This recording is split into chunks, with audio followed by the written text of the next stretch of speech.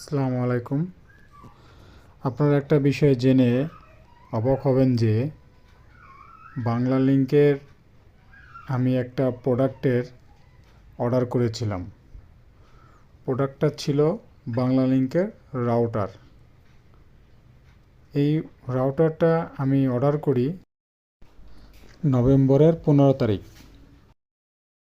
এই প্রোডাক্টটা যখন আমি অর্ডার করি তখন ওই অনলাইনে শপে বাংলা লিংকের অনলাইন শপে অর্ডার করতে হয় এবং ওখানে নির্দিষ্ট ফরম্যাট আছে, ফরম্যাটের উপর ফিল আপ করে এটা অর্ডার করেছি এবং ওখানে তাদের একটা প্ল্যান আছে যে আমি এটা কখন ডেলিভারি নিতে চাই, সম্ভাব্য সেই প্ল্যান এবং ডেট সময় দেওয়ার একটা সিস্টেম আছে।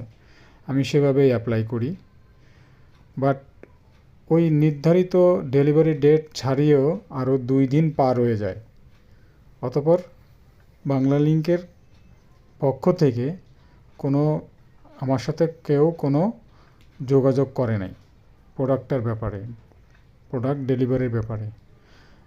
অতঃপর আমি একটি শপে বাংলা লিংক শপে একটি প্রোফাইল খুলি যেখানে আমার সকল ইনফরমেশন দেওয়া থাকে এবং আমি চেক করে দেখি আমার এই ওয়াইফাই রাউটার প্রোডাক্টটি এক জায়গাতেই স্থির হয়ে আছে, সেটা হচ্ছে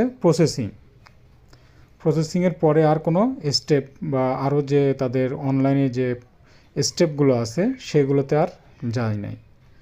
ওই প্রসেসিং হয়ে আছে আজকে 4 দিন। তো আমার প্রশ্ন, যদি তারা শিডিউল টাইম দিয়ে থাকেন তাহলে শিডিউল টাইমের মধ্যে যদি ডেলিভারি না দিতে পারেন তাহলে ওনারা কেন ক্যালেন্ডার ইউজ করলেন? আমরা কি এতে হ্যারাসমেন্টের শিকার হচ্ছি না? অতঃপর আজকে 4র্থ দিন আমি অনলাইনে বাংলা লিংকের অনলাইনে কাস্টমার কেয়ারে ফোন দিই নির্দিষ্ট বাংলা লিংক নাম্বারে, এবং বাংলা লিংক কাস্টমার প্রতিনিধি আমাকে যে কথাগুলো বলেছে ভিত্তিহীন কিছু কথা বলেছে।